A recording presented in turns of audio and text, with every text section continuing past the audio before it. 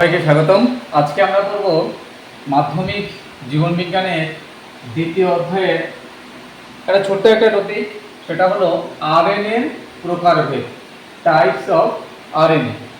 আরএনএকে আমরা প্রধানত তিনটি ভাগে ভাগ করতে পারি: মেসেঞ্জার আরএনএ, বা এটাকে বলা হয় এমআরএনএ, ট্রান্সফার আরএনএ বা টিআরএনএ, এবং রাইবোজোমাল আরএনএ বা আরআরএনএ।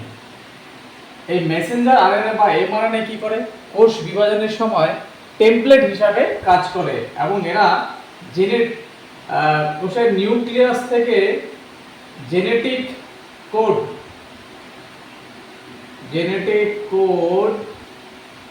নামক বার্তা বহন করে নিয়ে আসে। আর ট্রান্সফার আরএনএ কি করে?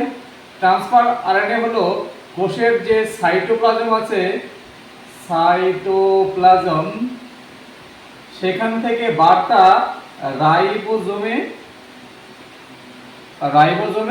নিয়ে আসে। বুঝতে পারছি? আর রাইবোজোমাল আরএনএ সে কি করে?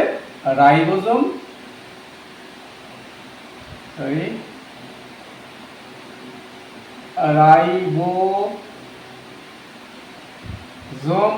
গঠন করে। বুঝতে পেরেছি? তাহলে রাইবোজোমাল আরএনএ রাইবোজোম গঠন করে। এই হলো ছোট্ট একটা ভিডিও। ভিডিওটি ভালো লাগলে অবশ্যই কমেন্ট করে জানাবে।